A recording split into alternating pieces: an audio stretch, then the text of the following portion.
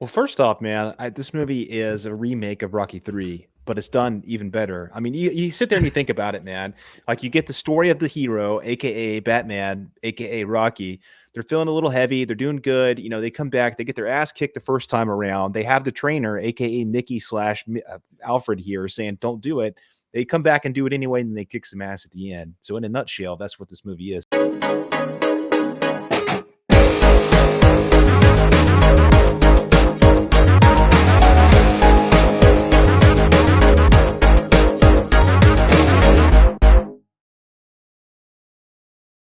What's going on, guys and gals? And welcome to Good Real Hunting, where we hunt for the good and all the real so you don't have to. Today is your boy Brad. It's your boy Brad over here. The Brett Man's right over there. And today we're going to be talking about The Dark Knight Rises. What's awesome about it? We're going to talk about it. It's the final entry in the Christopher Nolan trilogy, and we are leading up to the Batman release on March the 4th, which we're going to be talking about very soon. Very excited about it, Brett Man. Tell them where they can find that link to our previous videos. Oh man, they can find it right over here. If StreamYard will let me point to the right. Well, anyways, it's right above my head right there. I'm just excited, and I'm also sad too because we are getting close to the end of the What's Awesome About series for the Batman franchise. And then also, I'll put another link above my head just in case if my spoiler-free review comes out before this video. Right above my head there as well. And that's the spoiler-free review for the Batman, the new ones, because I have the opportunity to actually get a early access release to it in theaters. So I'm excited about that. But I say before we even get to that, we need to talk about another great entry into the Batman franchise of The Dark Knight Rises. So let's get down to the nitty-gritty. Brad, what do you think is awesome about The Dark Knight Rises? As far as the third act in the trilogy goes, I love the way we feel the ramifications of the last movie, the end of the Dark Knight, where he runs off and he's, now he's sheltered. He's been sheltered for 8 years. He's the bad guy now for the city, from the citizens' point of view. And I love that feel, starting him off in a low spot, seeing him rise a couple times in this thing. No pun intended. I love that continuation, if you will, from the Dark Knight. Oh yeah, and then like I said, from The Dark Knight with another great introduction, like opening to the movie and to an introduction to a character. Freaking Christopher Nolan does it again with Bane. No one cared who I was till I put on the mask. And I'll be honest with you, when they announced Bane as the bad guy of The Dark Knight Rises, I was extremely nervous, especially what we got out of freaking Batman and Robin. You don't say that. That's one of the best. God, I'm sorry. Okay. So, plus you gotta let me finish. You gotta let me finish. I'm not gonna hurt you. I'm just gonna bash your brains. No, I'm just kidding. But guys, when the movie played that opening scene, all that worry and concern went out the damn plane. If I pull that off, will you die? It would be extremely painful. You're a big guy. For you. Like legit, it got thrown out the plane. And freaking Tom Hardy's performance as Bane was so badass and so awesome. I know a lot of people are making fun of the voice and all that, like, oh, darkness is your ally. What will break first, your spirit or your body? But Mobile. it's time to go mobile. Fresh market strawberries. But no. Yeah, there's another video, parody video. But guys, seriously, that voice is so awesome. It's so recognizable too, and will be forever stitched into my mind. They did the Bane character right in this movie. They did, but let me go back to that opening. That freaking opening please. of this movie, the plane heist. Holy shit! Is this not the best? To me, this is one of the best freaking openings of all. One of my favorite sequences, I guess, of all time in this franchise. At least, I mean, this is absolutely freaking. This is unparalleled. These are practical effects he's coming in here with one plane taking over another plane and freaking crashing it, and like everything, like it's absolutely amazing. And the score that plays, it looks beautiful, dude. Mm-hmm. The scale, the shots, these are some of the best. Like, could you imagine on IMAX seeing this? I don't think I did. I think I saw it in regular theater. But if you're looking at this in IMAX, man, I mean, that would be absolutely incredible. And we get a lot of those sequences in this movie. We get the football game later and all kinds of great sequences with these big action set pieces and all these practical effects that he brings into this movie. It's amazing.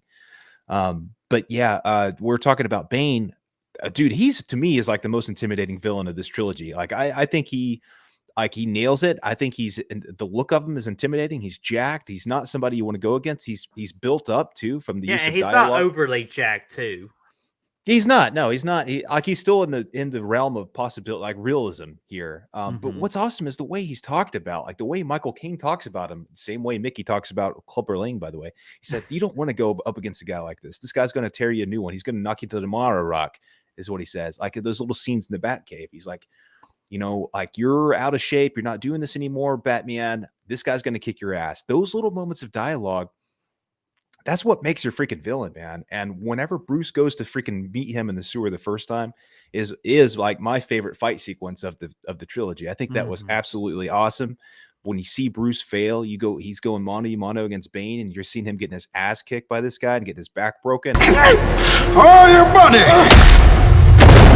And there's no music playing in this sequence. It's just Bruce freaking yelling and freaking out. And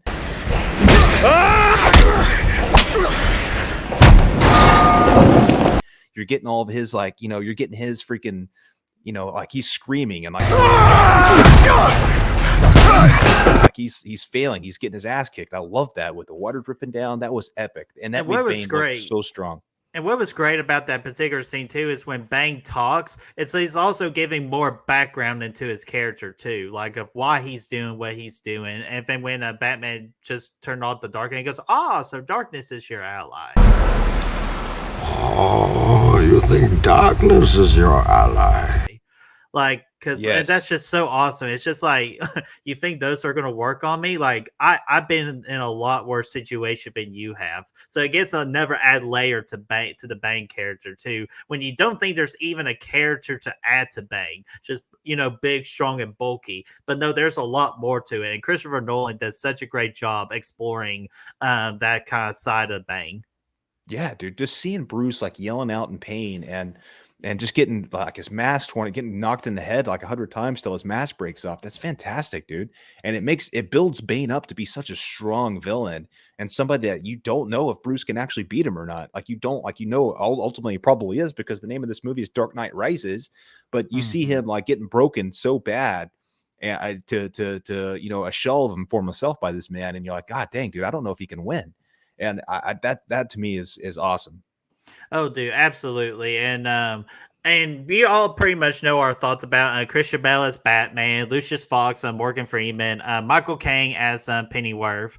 You kind of already know our stances on that. They are like the exact same in this one. They do such a great job with their performances. So I'm trying to not just be a repeat on that particular part of it. But freaking, I know you're excited about this one, Brad. What about some Selena Kyle and Anne Hathaway?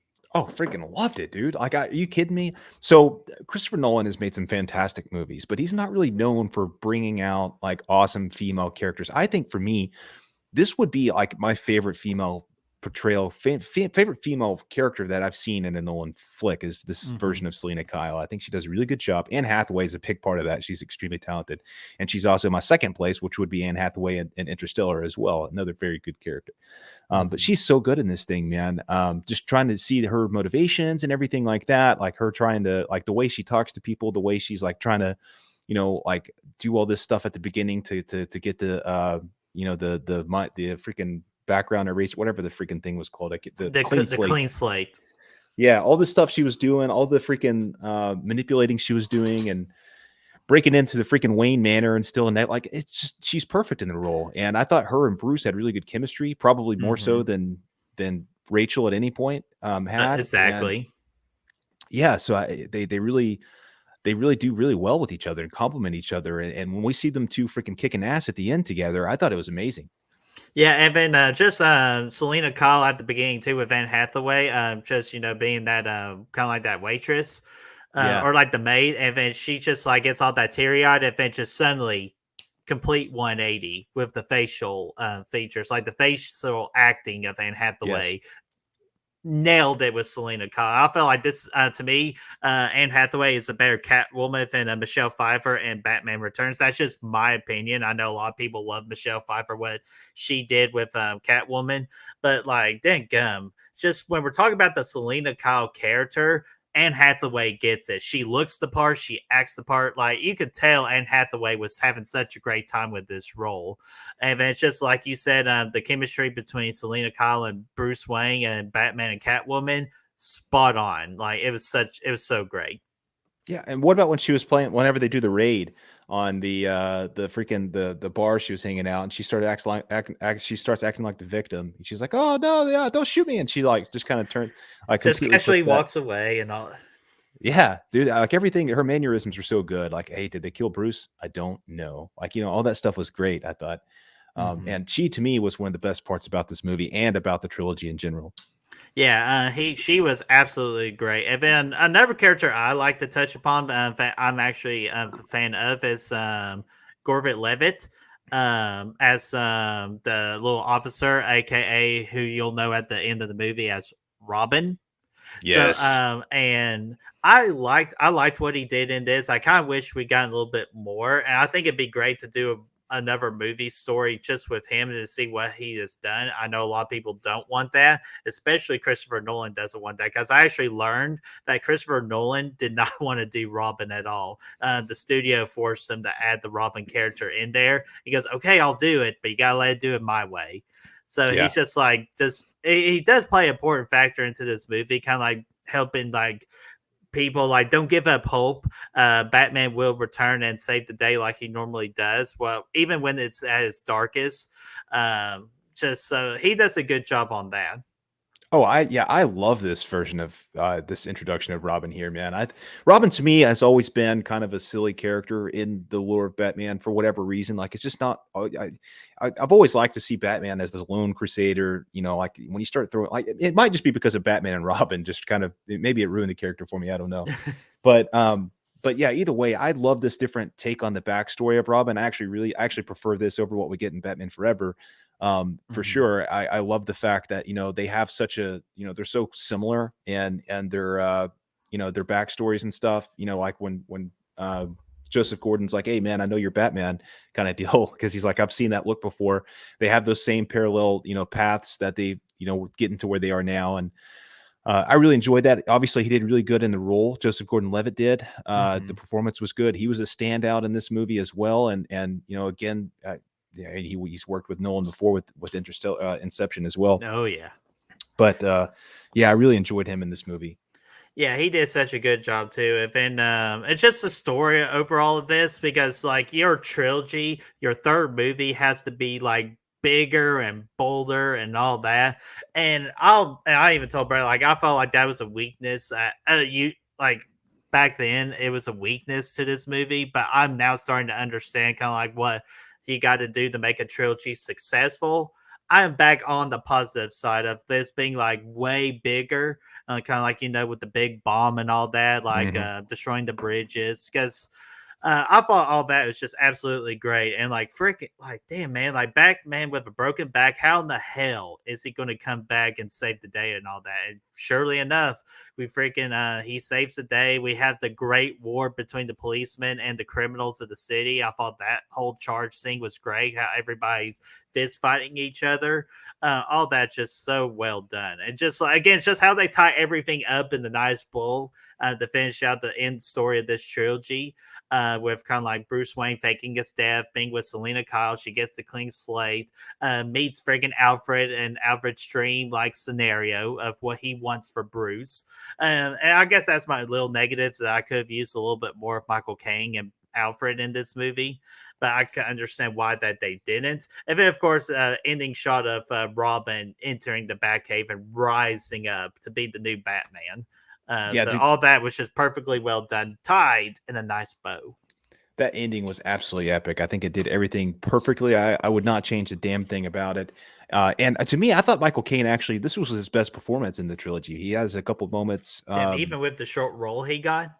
Short role, but man, like when he's out there at the graveyard crying and talking about how he failed Bruce and the way he set up this ending earlier in the movie, the ending could have been even better if they would have set that up in Batman Begins or, something like that, the way he, his favorite place, but whatever, the way he sets up that ending, like he's a big part of why I like that ending so much is his, the way he describes it earlier in the movie. And then later in the movie going back.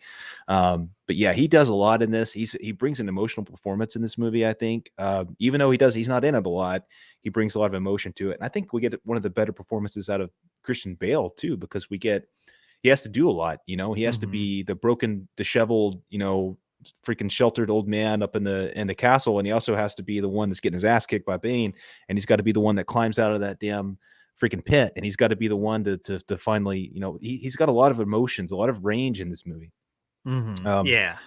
So I like that quite a bit too. Yeah, and then let's just go ahead for his name again, friggin' Hans Zimmerman. Just delivering another incredible score, especially the whole scene, like where Batman is, and he had the people chanting in the background as Rise.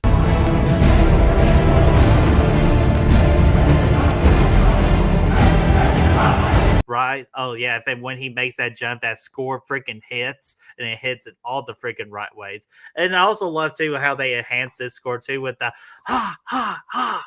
Like I was just, dude, it's just I'm just getting goosebumps or chill bumps right now just even thinking about that score. And that's pretty much like the thing that just continually gets better and better as the series goes. It's that score. Yeah, this is my favorite score of the trilogy, and you get the Catwoman theme too, which is very good. A It's very good excellent. addition. Yeah, very good addition.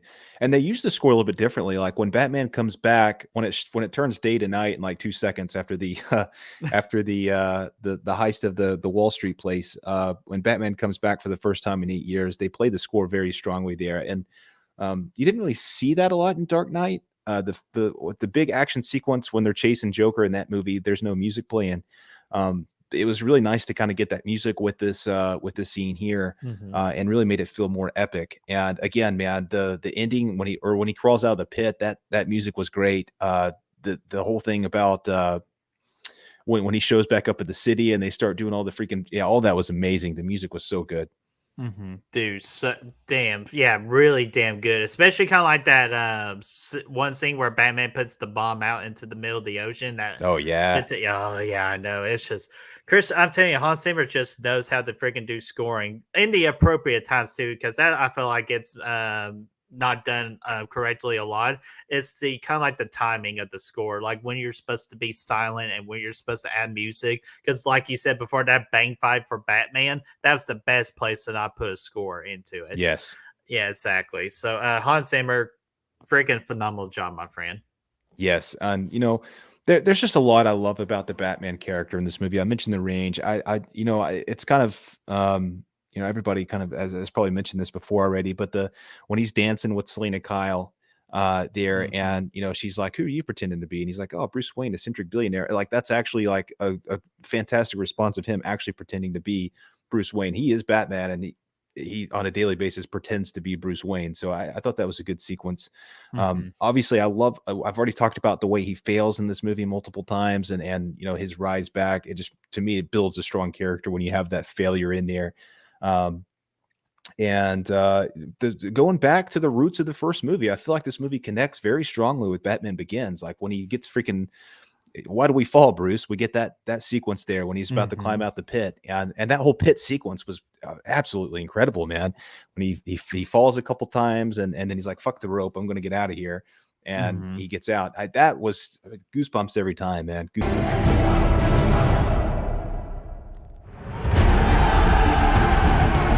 Goosebumps every time. Oh yeah, kind of like you said, freaking Rocky 3, just like when Rocky was down in his slump, and then he gets built back up and just becomes a whole different person. Like I know you were sort of joking about that, but it actually makes a whole lot of sense. Yeah, I was thinking the whole time. I'm like, dude, yeah, like it's a very accurate thing, man. And I love the tiebacks to the beginning with Ra's al Ghul as well, like seeing him come back, and I actually don't mind the twist of the daughter of Ra's al Ghul coming back. Talia, yeah. I like that. It ties back to the first movie, which is what you want to do in the third, and you get that that follow through. I know a lot of people have a problem with that. I don't really have a problem. I think it was good. Yeah, and I thought, I'll be honest, I thought that was just okay. Like, I don't mind it at all. And plus, you kind of, now it's just thinking about it, you kind of have to let that happen just because, like, what normally the Bane character is. Like, surely he wasn't the mastermind behind everything. Right. Yeah. Yeah. And yeah, Yeah, and plus it just gives Bane a reason to exist, I guess. Like otherwise, it's Exactly. like, where did he come from and what's he doing? Like this, Talia being here makes that make a little bit more sense, in my opinion. Yeah, exactly. Anything else? What you want to say? What's awesome about the Dark Knight Rises? I think that's about it, man. Yeah, because again, we can go a couple, like we can keep on going with it, but we just wanted to hit the big points of what's awesome about the Dark Knight Rises. So, Brad, let's go ahead. What would you rate this bad boy? I do love the the progression of Gotham, seeing it like in total chaos at those Yes. sequences, like if people going to exile and falling, like in Scarecrow coming back, all that was great. But the rating, yes, I know this movie is filled with plot holes. I don't give a shit. I'm giving it a 5. I love this movie too, man. It's just up there with me. I'm doing it. I don't care. Why are you putting me in a position to disappoint you?